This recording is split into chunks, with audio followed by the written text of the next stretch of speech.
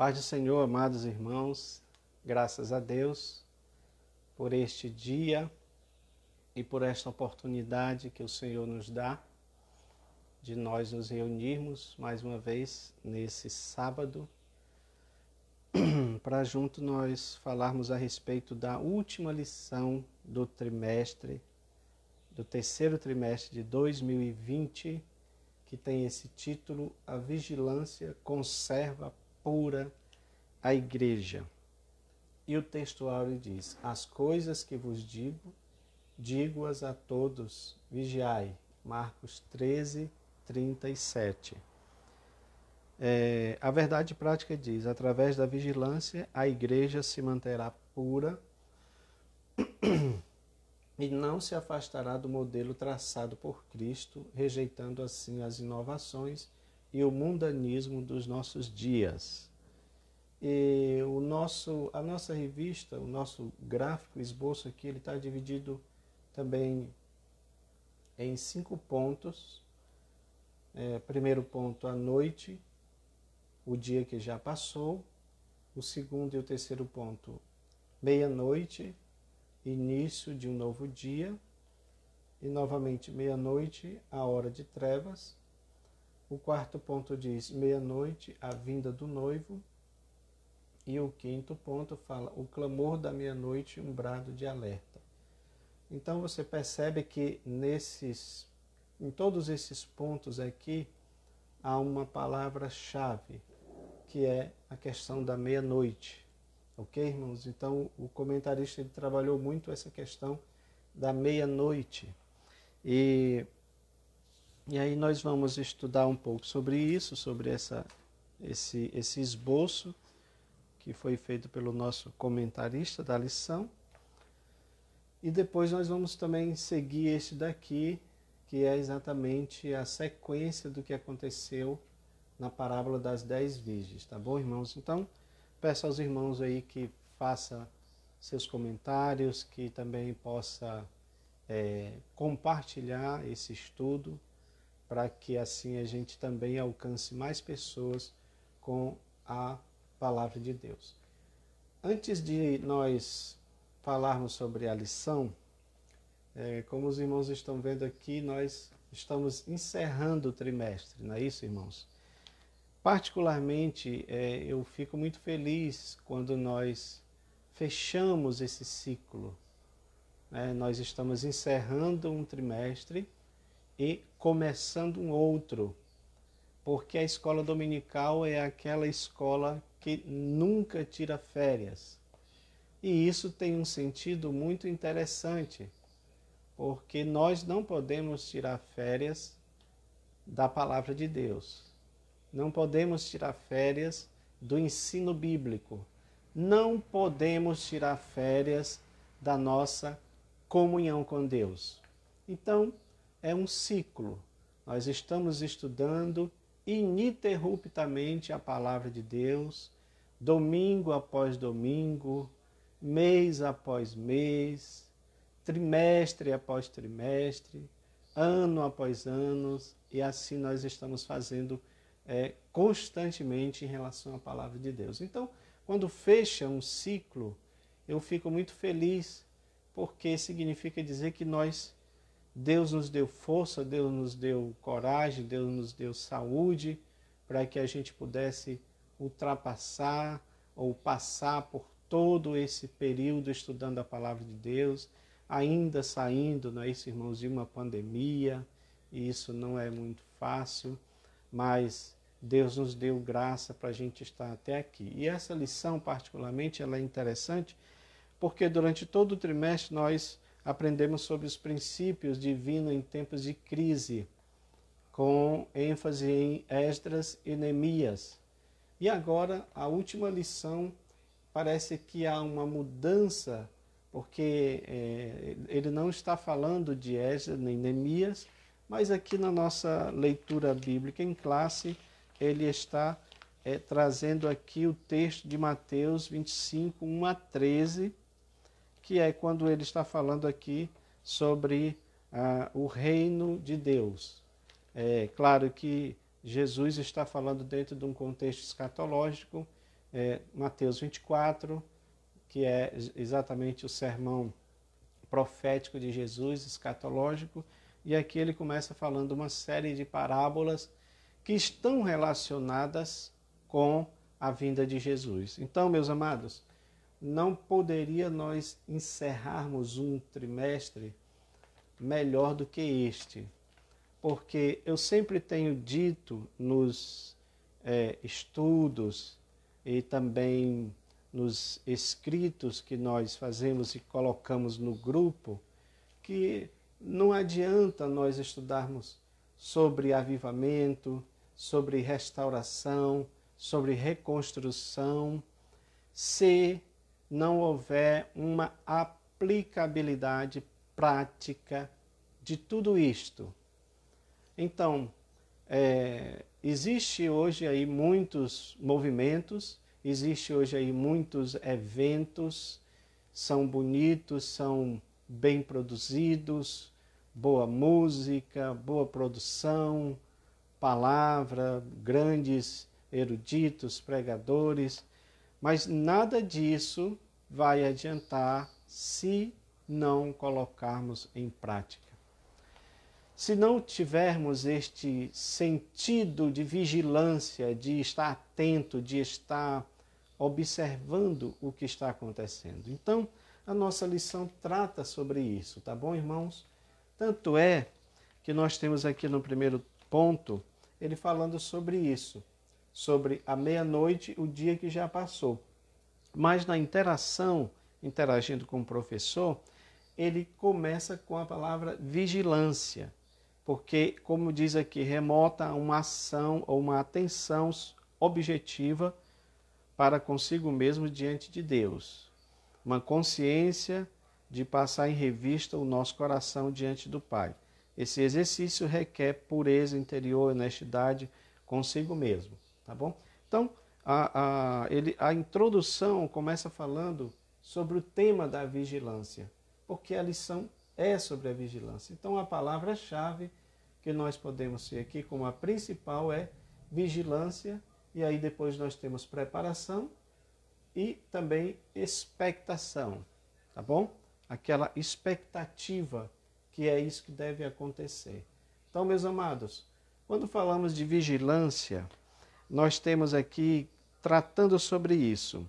A vigilância, essa palavra vigilância, no latim, vigilantia, acredito que ela tem este sentido, esse hábito de velar, de estar acordado, de estar atento e de estar de olhos abertos. Então, eu fiz aqui um desenho de um olho bem grande, porque a ideia aqui é que você possa fixar na sua mente, fazendo a relação de vigilância com o olhar, tá? Com o olho.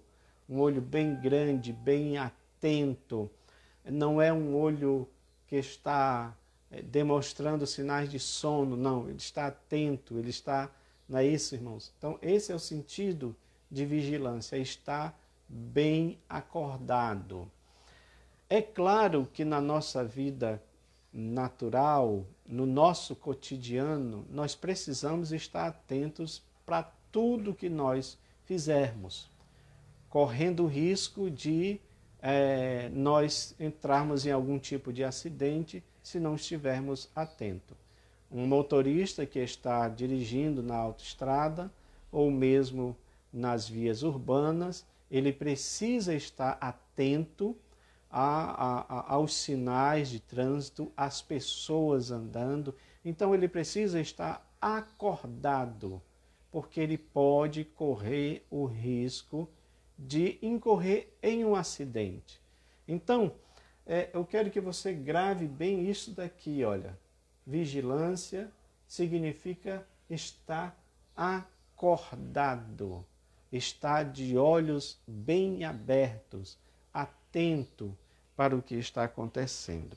Tá bom, meus amados? Então, esse conceito aqui, essa ideia aqui do olho, é para ficar bem claro, porque quando nós não estamos atentos, quando nós não estamos observando, quando nós não estamos com os nossos olhos bem abertos, muita coisa pode acontecer. E para quem é cristão, principalmente, precisamos estar com os nossos olhos abertos, atentos, vendo o que é que está acontecendo, olhando o panorama mundial, olhando os acontecimentos mundiais, o que é que está acontecendo, para que a gente possa, assim, confrontar ou mesmo colocar sobre o ponto de vista bíblico o que é que a palavra de Deus está dizendo acerca dos acontecimentos. E para isso precisamos então estar atentos ao que está acontecendo. Tá bom, meus amados? E aí, meus queridos, o primeiro ponto fala: meia-noite, o dia que já passou. Porque, se você prestar atenção, em toda essa lição, eles trabalham sempre essa questão aqui da meia-noite, tá bom? Meia-noite, o dia que passou, meia-noite, o início de um dia, meia-noite, a hora de trevas, meia-noite, a vinda do noivo, e o clamor da meia-noite, um brado de alerta, tá bom? Então, o nosso comentarista nos informa: a meia-noite, exatamente às 24 horas, o dia terminou definitivamente. Tudo o que aconteceu pertence ao passado, ao dia de ontem. Este é o sentido da expressão meia-noite. Nos fala de um dia, de um período de tempo que terminou. Do ponto de vista bíblico, o período de tempo que está para terminar é a dispensação da igreja, isto para aqueles que acreditam no dispensacionalismo, não é isso? Então, nós acreditamos nas eras, nas dispensações, e nós estamos vivendo a dispensação da igreja, que é a mesma dispensação do Espírito, que é a mesma dispensação do Espírito e da igreja, tá bom? E também a mesma dispensação da graça. Então, dispensação da graça, do Espírito e da igreja. Mesma dispensação. Ok, irmãos? É claro, irmãos, que quando ele está falando da meia-noite aqui, ele está fazendo alusão a um período escatológico, que aí é o próximo comentário. Aliás, a continuidade, quando o comentarista diz: no momento que Jesus arrebatar sua igreja fiel, este período haverá terminado definitivamente. Vivemos, portanto, os últimos momentos da igreja aqui na terra. Meus amados, a meia-noite, ele é o horário que marca a transição de um dia para o outro, tá bom? 0 horas, termina ali aquele dia e já começa um novo dia, tá bom? É interessante que, ainda que comece um novo dia, podemos dizer que a noite, né, a escuridão ainda impera. Vamos falar sobre isso aí mais na frente. Uma coisa que eu gostaria de trazer para os irmãos aqui como informação, e eu acredito que é interessante, porque nós temos que estar atentos ao que está acontecendo. Vocês sabem que em 1947 foi criado o relógio do juízo final, ou o relógio da meia-noite, ou o relógio do Apocalipse, né? Foi criado pela Universidade, se eu não me engano, de Chicago, e esta universidade, alguns cientistas ligados à questão nuclear, eles criaram esse relógio, né, deixando ele, se eu não me engano, 7 minutos antes da meia-noite. Olha, eles usaram a meia-noite como referência. E aí, a cada momento em que a Terra, por exemplo, entra em algum processo de guerra ou de alguma outra coisa que ameace o mundo no sentido de finalizar, de acabar com o mundo, então eles fazem os seus cálculos e mexem o ponteiro, né, aproximando cada vez mais da meia-noite, tá bom? Mas aí, à medida que esta ameaça ela esfria, ela diminui, então o que é que eles fazem? Eles vão também diminuir o ponteiro, né? Então é interessante a gente ficar atento nisso, porque não é feito por pessoas que são cristãs, eu imagino, são pessoas da área secular, da área científica, mas eles têm essa ideia que também o mundo ele está nesse processo de final, de ser destruído. Tá bom, irmãos? Então, nós precisamos observar essas coisas e colocar a luz da palavra de Deus, porque também à luz da palavra de Deus existe uma meia-noite.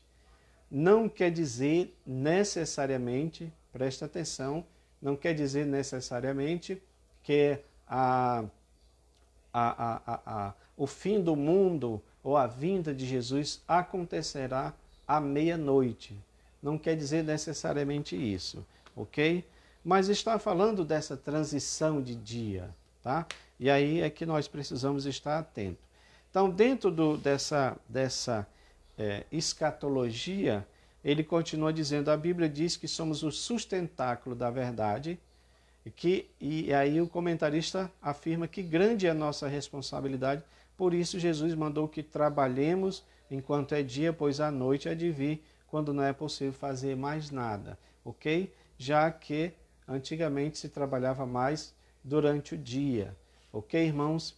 E também a noite ela tem uma, digamos assim, uma simbologia muito forte dentro da palavra de Deus, porque ela está ligada com a questão das trevas. E a Bíblia diz que Deus criou todas as coisas, ele criou a luz e disse que a luz era boa. Mas ele também criou as trevas, porém ele não disse que as trevas eram boas, né? Então isso dá para nós aquele sentimento que de fato as trevas têm uma conotação espiritual muito negativa, tá bom? Então vamos lá, porque eu quero apresentar esta lição, esses pontos, e aí depois a gente passa para cá para nós encerrarmos. Meia-noite, início de um novo dia. É o que diz aqui no ponto 2. Ele fala que amanhã começará um novo dia, um dia na eternidade, cujo início se dará quando Jesus chamar para si aqueles que lavaram suas vestiduras em seu precioso sangue. Esse é o dia de Jesus Cristo. Ok, irmãos?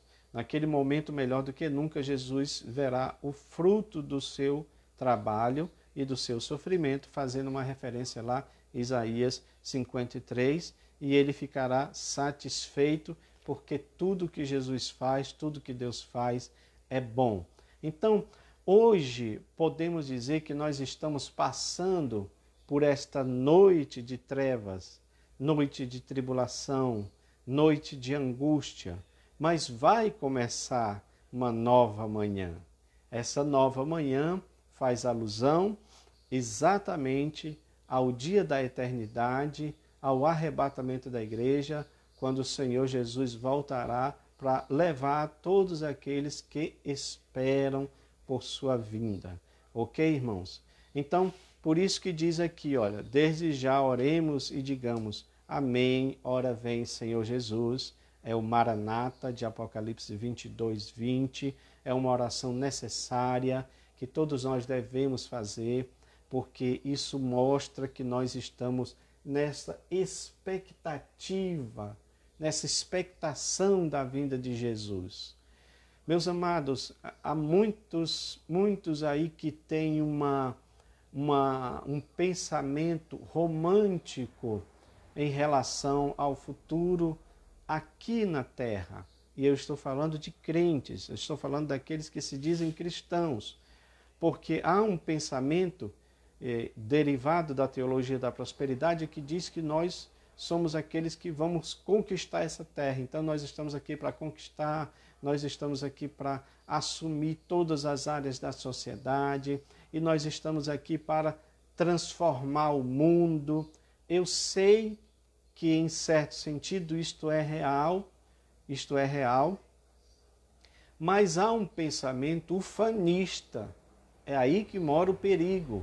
Há um pensamento triunfalista nisto. E essa parte não é, porque Jesus falou muito sobre isso. Aliás, na oração sacerdotal, ele diz claramente, eles estão no mundo, mas não são do mundo. E o que me parece é que há uma associação com essa questão do mundo.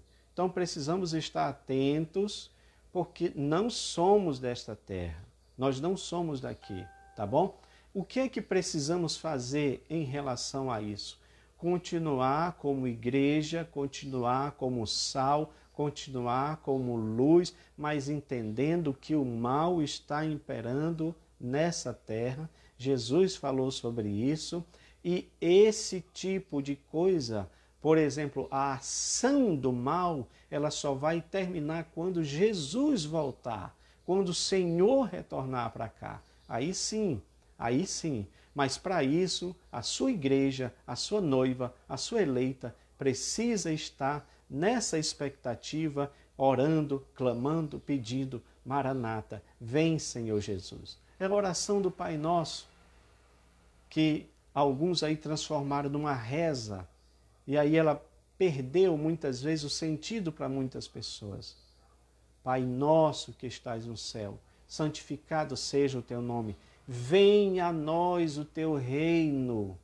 O que é que Jesus ensina, meus amados, com esta oração? Ele está ensinando que o cristão verdadeiro precisa orar para que o reino de Cristo seja instalado, instaurado, inaugurado nesta terra. É um reino de paz, um reino de gozo, um reino de alegria, um reino de justiça. Ou seja, todo esse caos social que existe no mundo não vai melhorar. Escute bem, não vai melhorar enquanto o Senhor Jesus não retornar para esta terra. É isso que precisa ficar claro, é isso que precisamos pregar, tá bom? Então a noite vem, na continuidade aqui. A noite vem. Quando Jesus levar a noiva, terminará também o dia da ira do Cordeiro. Para o mundo que rejeitou a Jesus, o grande lagar da ira de Deus será pisado sem misericórdia, a que ele faz alusão à grande tribulação, né? Que é também fazendo alusão a uma atividade maior das trevas, do mal nessa terra. Aí ele cita aqui, por exemplo, Isaías 8, 21 e 22, e também nós podemos citar Isaías 62, quando diz que as trevas cobrem a terra, a escuridão os povos, mas para ti resplandece a glória do Senhor. Ou seja, falando em relação ao povo de Israel, ao povo de Deus, tá bom? Então, as trevas vão cobrir a terra, a escuridão vai cobrir os povos. E é claro, quando está falando de escuridão, de trevas, está falando de escuridão em termos de conhecimento de Deus, tá bom? Em termos de aumento das atividades malignas, porque aonde o conhecimento de Deus não está, então você entende que a ação maligna ela está mais forte ali. Então, nós entendemos que as ações demoníacas na terra, no mundo, vai aumentar à medida em que as trevas vão cobrindo a terra. Tá bom, irmãos? Nós precisamos estar atentos. E aí, é importante que se diga que é exatamente neste momento em que as trevas estão no seu ponto mais alto, que também se derramará a ira de Deus sobre a humanidade, que é esse evento que nós conhecemos como a grande tribulação. Tá bom, amados? Então, nós precisamos estar atentos para essas coisas que vão acontecer. Aqui no terceiro ponto, nós temos aqui, olha, meia-noite, hora de trevas, né? Para o povo de Deus familiarizado com as Escrituras, nada parece estranho nem admirável quando vemos trevas, angústia, dificuldades, pois sabemos pela Bíblia que essas coisas anunciam a vinda iminente de Jesus. O lugar escuro em que vivemos, segundo Pedro 1,18, parece iluminado pelas promessas gloriosas da palavra de Deus. As nossas almas se consolam com as profecias, pois quanto mais escura a noite, mais perto estamos da vinda de Jesus. Ou seja, meus amados, parece uma contradição, não é isso? Porque como é que Jesus está vindo e à medida que Jesus se aproxima, as trevas vão ficando maiores, a noite vai ficando mais escura. Por que que isso acontece? É porque o mal sabe que o seu tempo está contado. Se você lê Apocalipse 12, aquela batalha que há nos céus entre Miguel e Satanás, então você vê lá que nessa luta, nesta guerra que é travada no céu, nós já falamos, fizemos menção a ela aqui, quando falamos sobre as armas da nossa guerra, batalha espiritual. Então, quando há esta guerra, a Bíblia diz que ela se desenvolve no céu, não no céu de Deus, mas no segundo céu, nesse céu sideral, digamos assim. Então, diz lá que Satanás foi lançado à terra, ou seja, ele é precipitado para a terra. Então, imagine vocês o quanto vai ficar difícil a situação aqui com este ente maligno lançado nesta terra, causando todo tipo de destruição, porque ele sabe que pouco tempo, e aí fecha o versículo dizendo: ai da terra e dos moradores dela, porque Satanás desceu até eles com grande ira e cólera, sabendo que tem pouco tempo. Então, meus amados, não vai ser fácil, viu? Não vai ser fácil. A natureza sente as trevas. Achei interessante esse ponto aqui, porque se nós estamos fazendo uma analogia das trevas com o mal, com a existência do mal, com a atividade do mal, então é razoável nós aceitarmos também a ideia de que a terra que foi amaldiçoada por causa do homem, o Senhor diz para Adão: por causa de ti a terra é maldita. Então é claro que esta ação do mal, essa ação das trevas, também é colocada na terra. Eu tenho inclusive um gráfico e, se Deus me permitir, eu quero fazer um estudo, fazer um vídeo mostrando esse gráfico. Eu já postei ele, inclusive alguns irmãos gostaram, disseram que é até um tema assim de um livro ou mesmo de uma pregação. Na verdade, eu já preguei sobre ele. Fala dos 3 gemidos da terra, dos 3 gemidos que está lá em Romanos 8, quando diz que a terra geme, quando diz que nós gememos, ou seja, o gemido do homem, o gemido da terra, o gemido do homem e os gemidos do Espírito Santo. Então veja bem, a terra está gemendo porque ela está com dores de parto, por causa da maldição que foi colocada a ela. Então, quando você vê terremotos, como ele está dizendo aqui, pestes, fomes, catástrofes de toda ordem, então você entende que isso daí é exatamente a terra gemendo. Tá bom, irmãos? A terra gemendo. Pergunto eu para vocês, há possibilidade de a terra não gemer? Não. Segundo a Bíblia, esse gemido vai aumentar mais ainda, porque todas essas atividades que Jesus falou, você pode argumentar, dizer que já existia no passado, só que agora eles existem mais. Então, não é nenhuma novidade esse sinal. Sempre existiu terremoto, sempre existiu peste, sempre existiu guerra, mas Jesus está falando de intensidade, porque elas vão aumentar mais ainda. São as dores do parto que vai aumentar. E aí, por isso que a terra vai gemer mais ainda, tá bom? E nós não vamos gostar disto. Por quê? Porque não vai ser bom. Como é que nós podemos dizer que a terra gemeu nesse ano de 2020? A terra gemeu através de um vírus que matou milhares de pessoas. Aqui no Brasil está, se eu não me engano, mais de 138 mil mortos pela Covid. É um vírus da natureza. Ainda que alguém diga que foi criado em laboratório, não posso afirmar isso, mas também é tirado da natureza. Quem quer que tenha manipulado aquele vírus, também tirou da natureza. Ok, irmãos? Aliás, isso mostra para nós por que nós também gememos.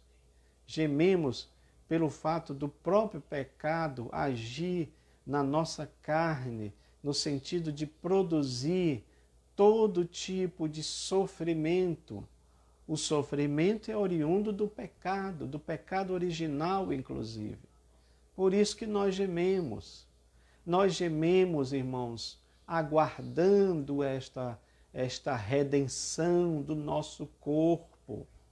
Eu preciso dar esse estudo sobre esses 3 gemidos, porque ele é bem amplo e a gente vai mostrando passo a passo.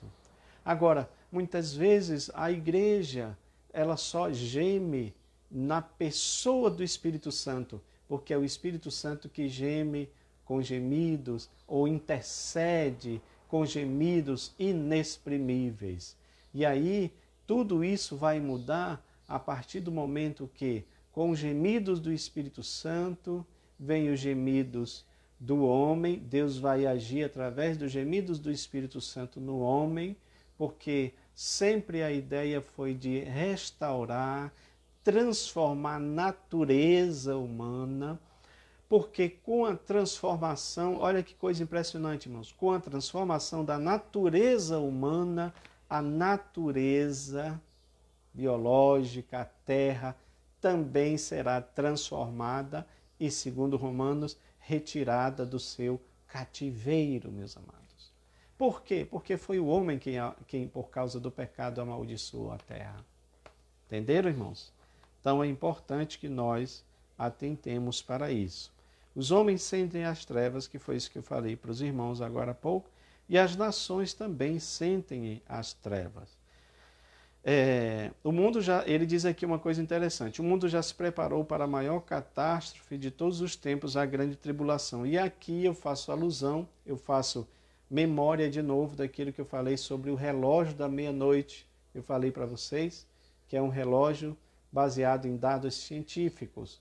Então, os homens sabem que de alguma forma o mundo vai acabar, ou seja, através de guerras, ou seja, através de pandemias, ou seja, através de catástrofes naturais, terremotos. Inclusive há essa apreensão sobre as famosas falhas, né, que existem, as falhas geológicas. Se eu não me falho, a memória é São Francisco, nos Estados Unidos, que eles falam de uma falha que existe lá, que é grande. Então, se um dia aquilo lá se romper, resolver abrir, ela vai liberar energia que dizem que é igualada a bombas atômicas, sem falar dos desdobramentos que vêm acontecer a partir desta catástrofe. Ok, irmãos?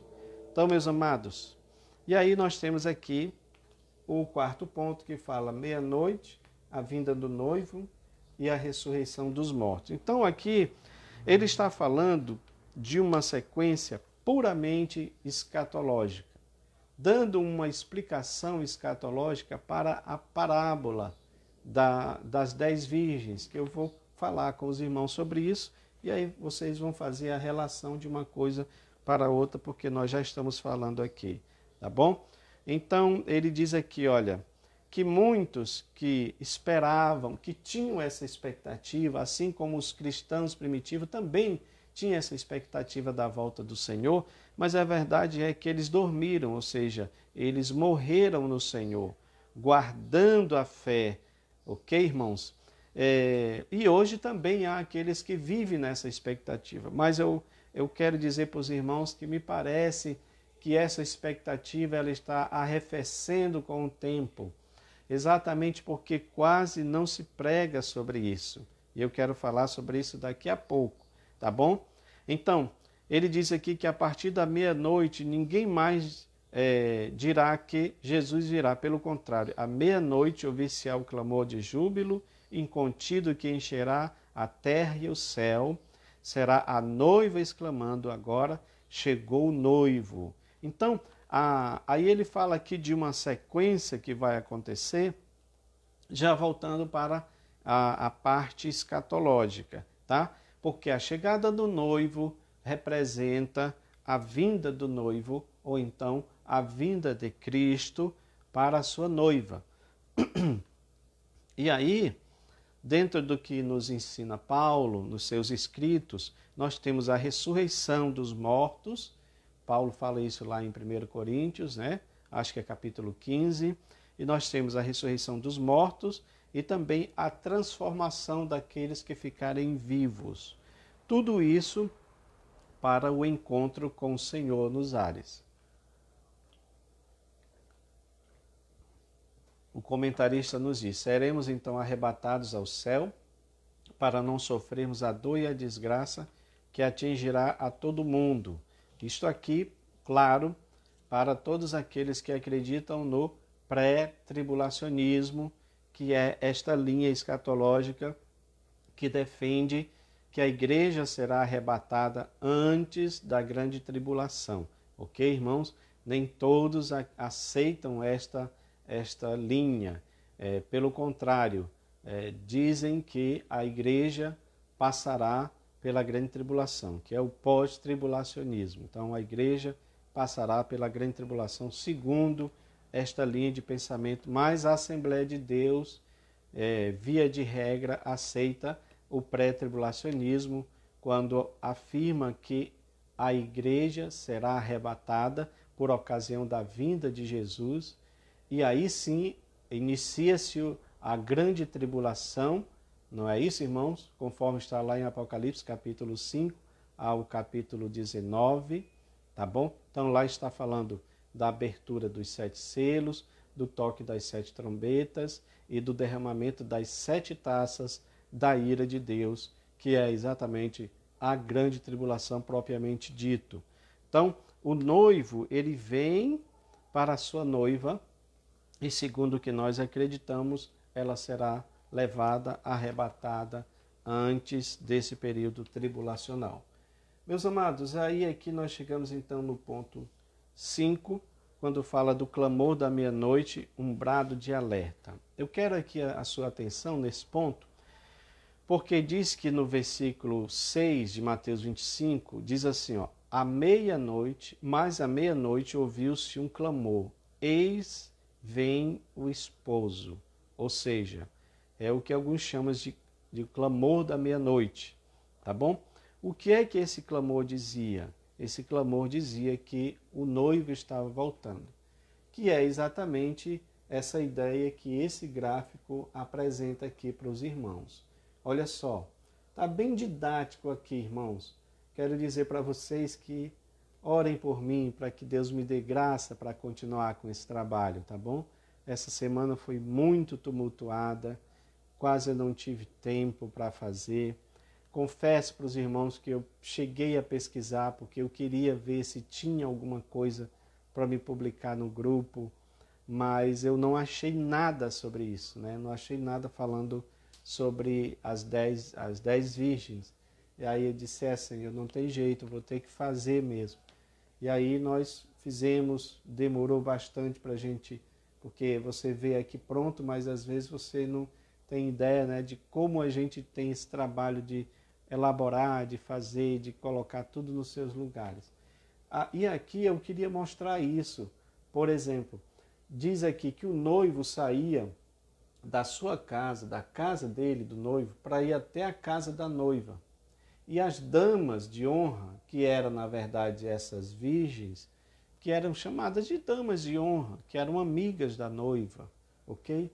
Então elas ficavam lá esperando o noivo vir para recepcionar esse cortejo do noivo, porque ele vem com amigos, ele vem com uma turma, não é? Digamos assim, os convidados da festa e andando com o noivo até a casa da noiva, tá?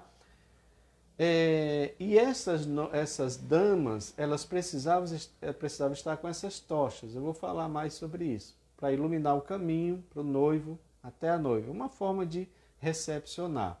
Aqui eles entravam, começava a cerimônia de casamento na casa da noiva e depois eles retornavam para a casa do noivo ou do pai do noivo, tá bom? Para continuar também a festa lá. Então, quando esse noivo estava se aproximando, ele veio lá de longe, quando ele está se aproximando, o atalaia, ele ficava lá de prontidão para dar o alerta. E aí, à meia-noite, se ouvia um grito, um clamor. Olha, vem aí o esposo, vem aí o noivo. Esse clamor era para tanto os convidados que estavam esperando, quanto principalmente as damas de honra que estavam lá. Então, elas precisavam sair ao encontro do noivo. Meus amados, presta atenção aqui numa coisa que eu quero falar. O nosso comentarista, eu gosto desses comentaristas antigos, porque eles têm assim uma coisa tão diferente do que se fala hoje. Parecia que eles tinham essa expectativa da vinda de Cristo, no sentido de pregar a palavra de Cristo, a vinda do Senhor, diferentemente de hoje. Então, ele faz aqui uma pergunta: você está ouvindo esse clamor? Você está escutando o que o Espírito Santo diz ao mundo e aos salvos, que Jesus vem em breve? Está atento aos sinais dos tempos? Está atento ao cumprimento das profecias? Então, ele diz aqui que esse clamor é um clamor atual. Esse clamor, esse grito, essa proclamação, ela é atual. E aí, quem é que faz isso? É o atalaia. O atalaia são todos aqueles que estão dispostos a pregar sobre a vinda de Jesus. Então ele diz aqui, eu anotei, eu quero ler para os irmãos, que diz aqui, olha, temos que anunciar aos homens que Jesus vem em breve. Obreiros e crentes em geral, não nos cansemos de anunciar a volta de Jesus. Então, ele está dizendo aqui que nós precisamos falar sobre a vinda de Jesus, que é uma coisa que pouco se fala. É interessante, meus irmãos. Observem você, eu não sei se tem algum aí que prega, que esteja ouvindo, que esteja observando, mas a maioria dos pregadores de hoje, eles só querem pregar Antigo Testamento. E eu estive observando, as igrejas neopentecostais, elas também só pregam o Antigo Testamento. Porque é mais fácil você fazer a aplicabilidade da teologia da prosperidade no Antigo Testamento.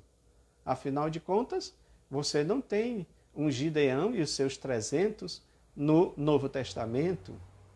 Você não tem um Josué com o seu exército destruindo muralhas. Mas no Novo Testamento, você tem no Antigo Testamento.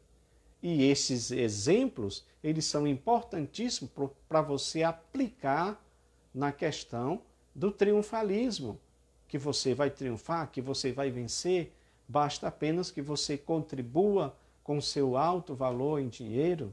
Então isso aí é muito fácil.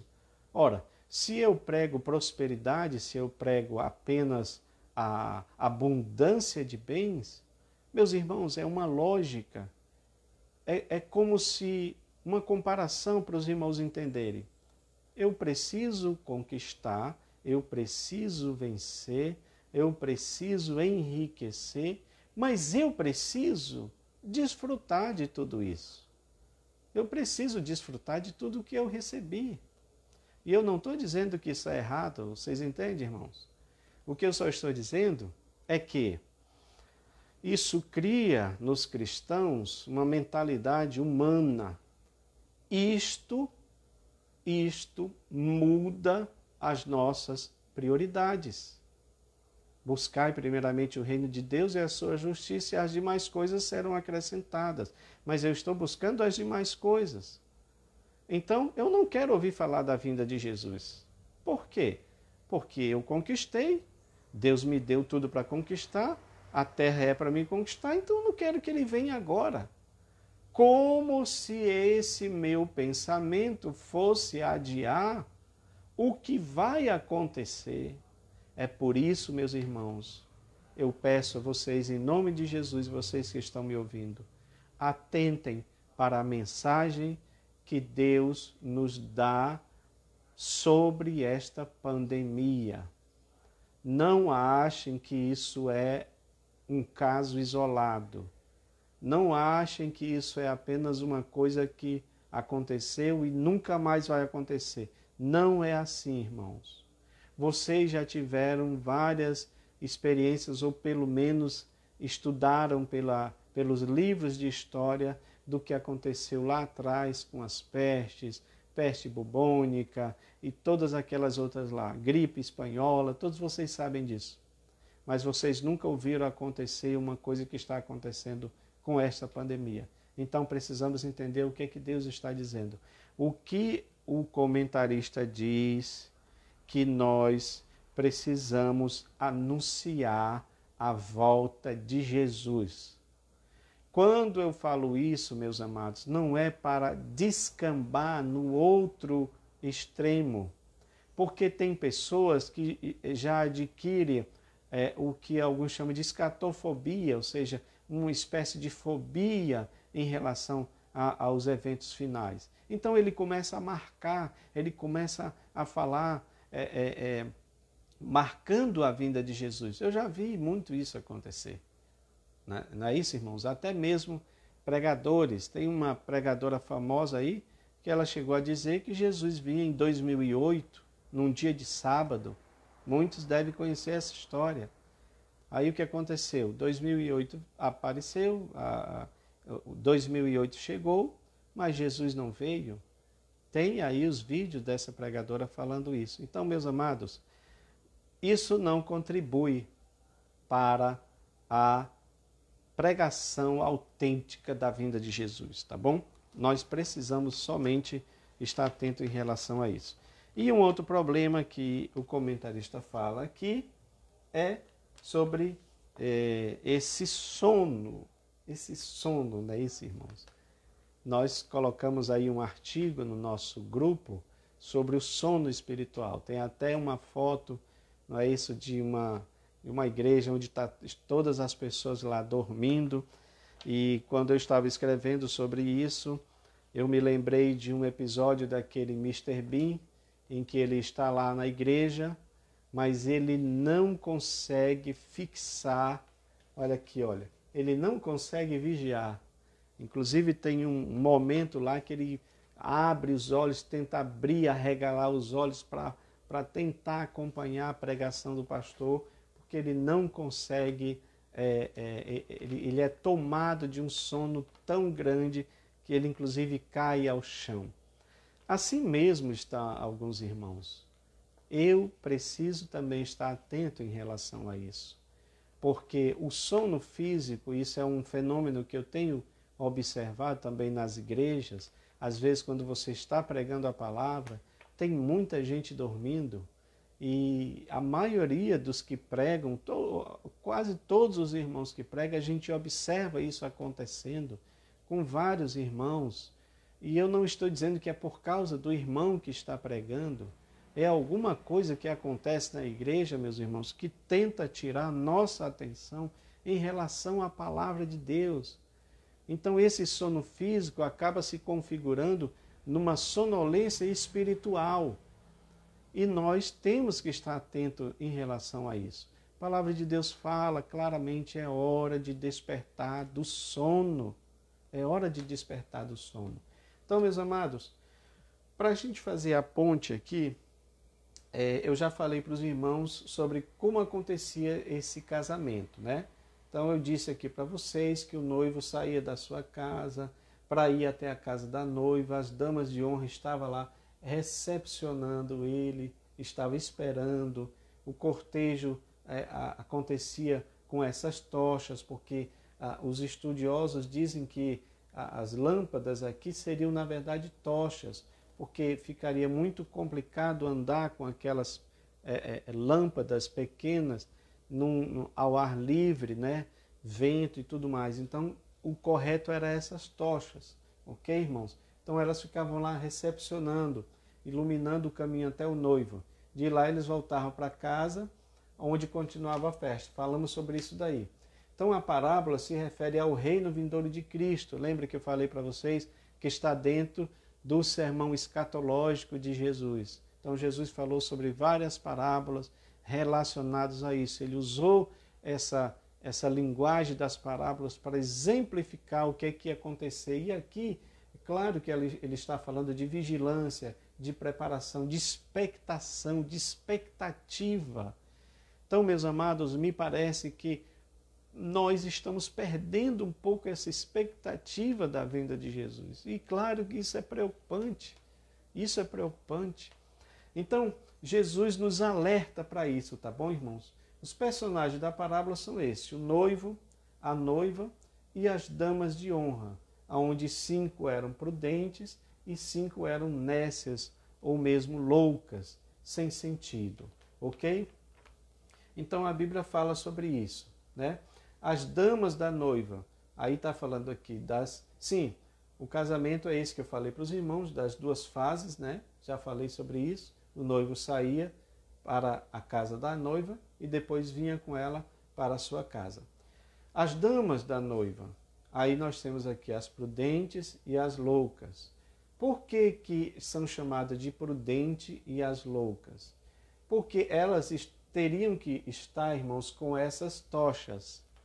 Essas tochas, essas lâmpadas ou tochas, elas tinham que estar acesas. Claro, não havia iluminação elétrica, então elas estavam esperando para recepcionar o noivo. Então, tinha que estar acesa. Dizem até alguns, como Champlin, ele fala que essas tochas elas eram iluminadas de 15 em 15 minutos, no sentido de colocar o azeite, porque ele ia acabando, a luz ia diminuindo, então eles colocavam mais azeite para ela reacender de novo. Ok, irmãos? Então, o que acontece? Elas aguardariam com suas tochas. O azeite devia ser colocado nas tochas para que continuasse acesa. Me parece que isso aqui era um requisito importantíssimo para que o casamento pudesse acontecer da forma tradicional, segundo a tradição, ok? Segundo o que era proposto nessa cultura, tá bom, irmãos? Então isso tinha que ser dessa forma. Elas tinham que estar com as suas tochas e com o seu reservatório para ficar colocando sempre ali o azeite, a fim de que esse fogo não se apagasse, ok, irmãos? E aí é interessante, né, isso, porque aqui nós vemos uma figura do Espírito Santo. Eu sei que tem pessoas que às vezes não querem fazer as relações, mas não tem como você não deixar de fazer essas relações. É claro que precisamos do fogo do Espírito Santo de Deus para nos ajudar a estar esperando pelo noivo. Porque nós já falamos sobre isso, que o noivo representa Cristo, ok? Jesus, em João 14, ele disse: não se turbe o vosso coração, crede em Deus, crede também em mim. Na casa de meu pai há muitas moradas, se não fosse assim eu teria dito, vou preparar lugar, e quando eu for e vos preparar lugar, virei outra vez e vos levarei para mim mesmo, para que onde eu estiver, vocês estejam também. Então Jesus prometeu voltar, irmãos. Jesus prometeu voltar. O noivo prometeu voltar para a sua noiva. No Apocalipse nós temos uma figura linda já deste casamento, a noiva ataviada, a noiva pronta, aleluia, para o casamento, para as bodas do Cordeiro. Olha que coisa maravilhosa. Então é claro que está falando fazendo uma alusão sim a Cristo. E se tem aqui fogo, se tem azeite, está fazendo sim uma alusão ao Espírito Santo de Deus. Claro que precisamos do fogo do Espírito, precisamos do azeite do Espírito Santo de Deus, porque sem isso, sem este fogo, sem este azeite, não há iluminação. O que há é apenas trevas. É isso que precisa ser dito, ok, irmãos? Então, o que acontece? Elas tinham que estar com essas tochas e com este azeite pronto, sempre abastecendo, ok? Esse fato de estar sempre abastecendo diz para mim e para você uma coisa muito interessante, que foi o que nós estudamos durante esse trimestre. O que é que isso quer dizer? Reavivamento.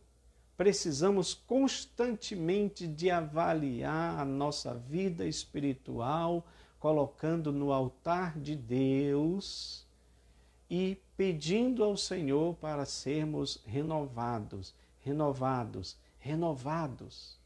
Então isso é uma realidade para quem é cristão. O que acontece é que muitos cristãos se acomodaram com sua vida espiritual. E essa acomodação é um perigo para a nossa vida cristã. Então, o que acontece? Elas tinham que fazer esse tipo de ação, de colocar sempre o azeite, tá bom? Para que o fogo continuasse ardendo. O fogo arderá continuamente no altar e não se apagará. Então, podemos dizer até que essas tochas eram como se fosse o altar da nossa vida, da nossa comunhão com Deus. Ok, irmãos? Mas aí o que acontece aqui, meus amados? As damas adormecem. Olha o assunto de novo do sono que nós falamos, né? Sobre isso. Porque diz a Bíblia que o noivo demora. E aí eu coloquei um texto baseado nesse versículo, e tardando o noivo, e demorando o noivo. Porque nós costumeiramente entendemos, porque as pessoas repetem, né, aquele ditado, Deus não se atrasa, ele chega na hora certa, não é isso? Mas eu quero perguntar para você, segundo o que nós escrevemos, quem diz que Deus tem que estar dentro da nossa cronologia? Aliás, quando foi falado sobre essa questão de tempo, Jesus não respondeu nada sobre tempo. Senão, você observa que está lá em Mateus 24, quando ele diz, olha, vocês estão vendo esses prédios aí, esse templo bonito, era o templo de Herodes, né, reconstruído por Herodes. Vocês estão vendo esse templo bonito? Não vai ficar aqui pedra sobre pedra que não seja derribada. Então isso aguçou a curiosidade dos discípulos. E aí mais adiante eles perguntam, Senhor, quando é que vai acontecer? Eles usam o quando, porque eles estavam querendo saber do tempo, o tempo que iria acontecer. Quando você vê Jesus respondendo lá, você observa que ele não responde o quando, ele só responde o como, porque ele está falando da preparação dos seus discípulos. Ele não está interessado, irmãos, no quando, ele está interessado no como. Como é que eu vou estar? Como é que você vai estar quando o noivo voltar? Vou estar dormindo? Eu vou estar com a minha tocha acesa, com a minha lâmpada acesa? Eu vou estar com um depósito, que para mim é como Paulo diz, que eu sei que ele é poderoso para guardar o meu depósito, é o depósito no céu, mas se relaciona também com a nossa vida com Deus. Então, como é que nós vamos estar?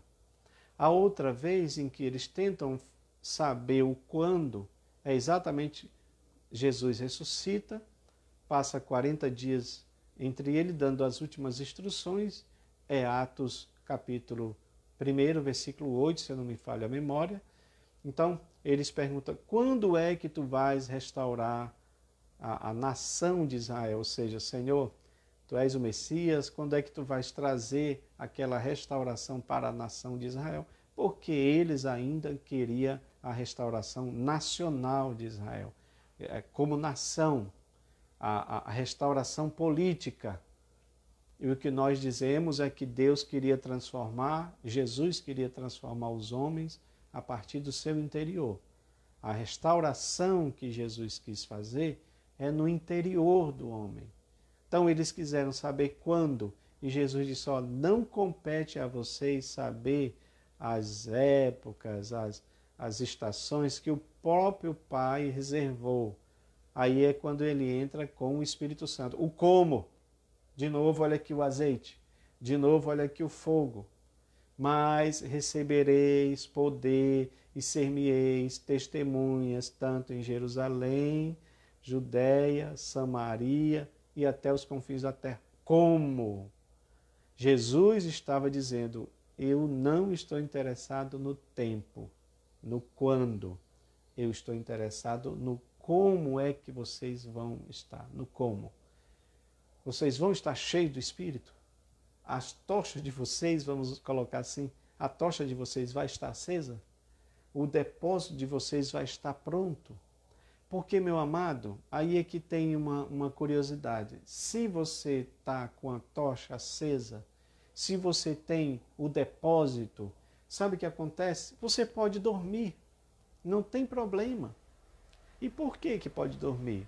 Porque Jesus também dormiu no barco. Mas Jesus dormiu no barco porque ele é Senhor de toda a terra e ele estava tranquilo naquela situação. Ele não estava devendo nada.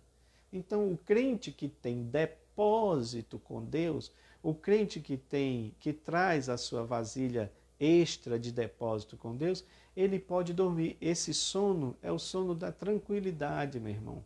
Ele não está atribulado com nada, ele está tranquilo, porque ele tem um depósito com Deus. É interessante que o autor Orlando Spence Boyer, que foi um missionário aqui no Brasil, ele diz que até aqui estas noivas, essas damas de honra, pareciam todas iguais. Eram como se fosse, se nós colocarmos assim como símbolo da igreja, a gente poderia dizer, né, em termos, que elas eram como crentes normais. Todas ali faziam parte do casamento, faziam parte da festa da noiva, elas eram normais. Mas eis que é chegada o noivo. Então, à meia-noite, que foi aquilo que nós falamos aqui, tá? O clamor da meia-noite. Quando chegou a meia-noite, então houve um clamor. Eis o noivo. Aquilo que eu falei para vocês aqui, claramente eu não vou repetir sobre a questão do atalaia, né? E aí o atalaia estava alertando sobre a chegada do noivo, que eu falei para os irmãos que é o papel dos pregadores da última hora, pregando sobre a vinda do Senhor Jesus. Não tem outra coisa, não vai pregar sobre outra coisa que não edifica, e sim sobre a vinda do Senhor Jesus. Tudo tem que ser direcionado a isso. Aqui, meus irmãos, é que houve esse divisor de águas. Por quê? Porque até então elas eram crentes. Vamos colocar nos dias de hoje. Elas iam para a igreja, elas estavam fazendo a obra do Senhor, elas eram boas alunas da escola dominical, eram boas professoras da escola dominical, ensinavam muito bem, estavam todas lá fazendo a obra do Senhor. Mas houve um divisor de água aqui, que foi exatamente quando o noivo chega, quando o noivo está chegando. Então, as loucas, todas elas se acordaram, mas as loucas perceberam que não tinha a sua tocha, estava se apagando, ok? As tochas estavam se apagando e precisava que houvesse então esse azeite extra para colocar na tocha e ela continuar queimando para recepcionar o noivo. E então, irmãos, o que acontece? Elas percebem que estão sem o depósito. Pois se tem uma coisa que não pode acontecer conosco enquanto cristãos, é nós ficarmos sem o nosso depósito, sem a nossa vida com Deus, sem comunhão com o Senhor, sem o azeite, sem o óleo, sem o fogo do Espírito Santo. Elas perceberam que estavam sem o azeite. E aí elas tomam uma atitude interessante. Elas pedem, as loucas pedem para as prudentes também dar um pouquinho do azeite delas, para que elas pudessem colocar nas tochas e assim elas fazerem o trabalho que tinha que ser feito. Mas sabe de uma coisa, irmãos? Não dá para fazer isso. As prudentes disseram, olha, nós não podemos dar do nosso, porque vai faltar para nós e também vai faltar para vocês. Vai faltar para nós e também vai faltar para vocês. Meus amados, como é que eu, particularmente, entendo isso? Aquilo que é meu, Deus me deu e é intransferível. Eu não posso, de maneira nenhuma, transferir para ninguém. Por isso que eu entendo que está lá na palavra de Deus quando diz: guarda o que tu tens para que ninguém tome a tua coroa. Então, o Espírito Santo que Deus te deu, a salvação que Deus te deu, as bênçãos que Deus te deu, elas são individuais. Então, isso está falando aqui de individualidade da experiência cristã. Eu não posso transferir, eu não posso dar, eu não posso, negociar. Não. A recomendação bíblica é essa: guarda o que você tem. Guarda o que você tem. Guarde o que você tem. Eu posso levar outras pessoas ao Salvador, mas eu não posso dar a minha salvação para ninguém. A minha salvação é minha. A minha experiência com Deus é apenas minha. O Espírito que Deus nos dá, o Espírito que Deus me deu, o Espírito Santo, a porção do Espírito Santo é minha. Eu não posso dar para ninguém nesse sentido. Então, guarde bem aquilo que você tem. As prudentes, elas eram prudentes até nisso. Primeiro porque elas sabiam que poderia faltar, então levaram de reservas. As outras não, porque isso também demonstra, sabe o quê? Descuido e negligência. Já viram crentes assim? Que são descuidados, são negligentes na vida espiritual? Praticamente eles vivem de pedir favores aos irmãos. Eles só pedem oração, mas não oram. Eles querem que façam tudo para eles, mas eles não tomam atitude nenhuma pessoal, porque isso é experiência individual. A ordem de Jesus continua sendo a mesma: entra no teu quarto e ora ao teu Pai em secreto. Não adianta você ficar indo só em montes. É importante orar com os irmãos, buscar a presença de Deus, mas tem gente que só ora dessa forma, só busca dessa forma. Não tem uma experiência pessoal com Cristo. E aí não dá para você ficar vivendo pela experiência das outras pessoas. Eu preciso ter a minha experiência com Deus. Eu não posso ter uma experiência baseada na experiência de outra pessoa. Tá bom? Então, olha, elas foram prudentes até nisso. Não podemos dar para vocês. Vão comprar. É claro que essa proposta delas não era uma proposta muito boa. Por quê? Ora, você sabe que achar algum comércio aberto mais de meia-noite é muito complicado, não é isso, irmãos? Hoje é que você tem, tudo muda, né? Você tem os costumes mudando, você tem aí supermercados que são 24 horas, isso é uma realidade. Mas eu imagino, com toda certeza, que naquele tempo não existia isso. Então, sair num lugar assim para meia-noite para achar azeite era muito complicado. Então, mas ainda assim elas vão. Porém, quando elas retornam, não havia mais tempo, porque enquanto elas estão indo para buscar o azeite, para comprar o azeite, as damas prudentes, elas entram com o noivo para a festa, a cerimônia de casamento. E aí diz a palavra de Deus que a porta fechou. Quando as loucas voltaram para a cerimônia e elas clamam ao noivo, abre-nos a porta já estava fechada. O tempo tinha acabado. Então, meus amados, o tempo que nós temos é hoje. Não dá mais para nós retrocedermos, mudar o passado, não. O tempo que nós temos é hoje. Se ainda há vida, se ainda nós temos o fôlego de vida, o que Deus deseja de nós é que essa mudança aconteça hoje. Precisamos mudar.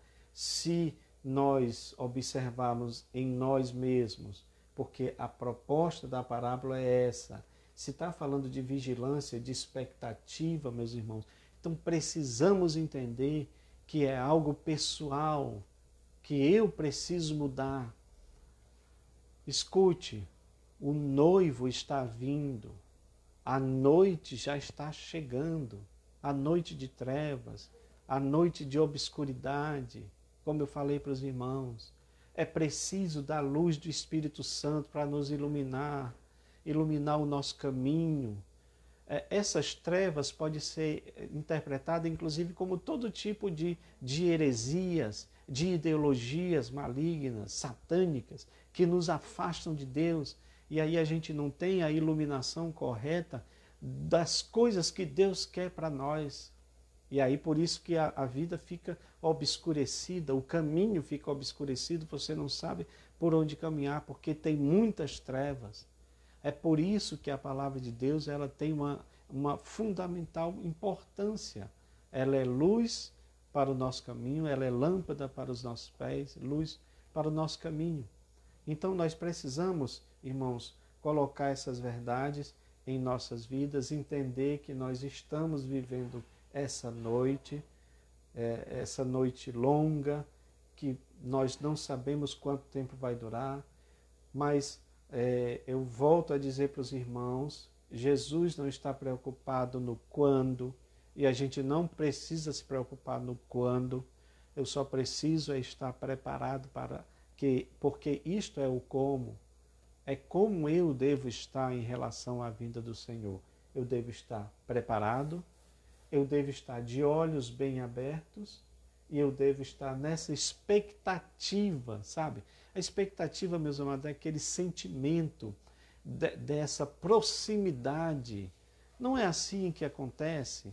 Imagine, você vai para uma festa de formatura, sua formatura, passou 4, 5 anos estudando, você vai para uma festa de formatura, você não fica naquela expectativa?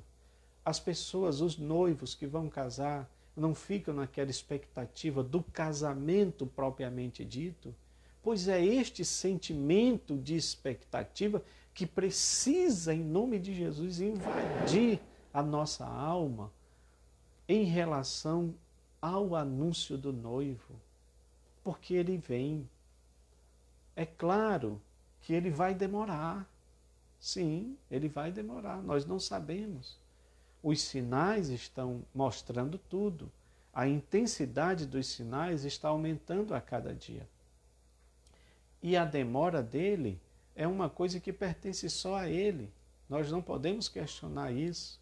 O que a gente precisa estar é com as nossas lâmpadas acesas e com o azeite na despensa, para ir constantemente sendo avivado.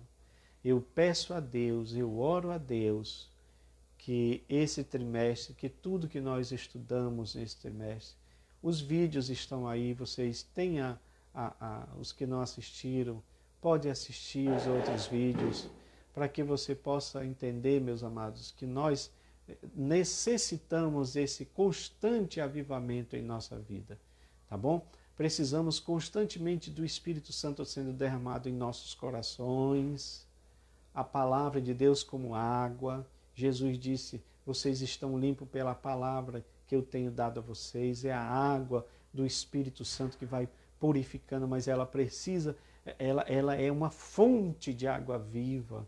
Glória a Deus. Foi isso que ele falou para a mulher samaritana: a água que eu te der vai jorrar em você uma fonte. Aqui no Pará chamamos de olho d'água, né? É a nascente da água que fica brotando. Então vai brotar do nosso interior, porque ela vai lavando o tempo todo. A palavra de Deus não é uma represa, meu irmão, que está ali, sabe, criando lodo, criando coisa. Não, ela vai lavando, ela vai limpando, ela vai renovando, ela vai transformando. E assim nós vamos cada vez mais nos aproximando do nosso Senhor. Tá bom? Eu agradeço os irmãos terem nos ouvido até agora.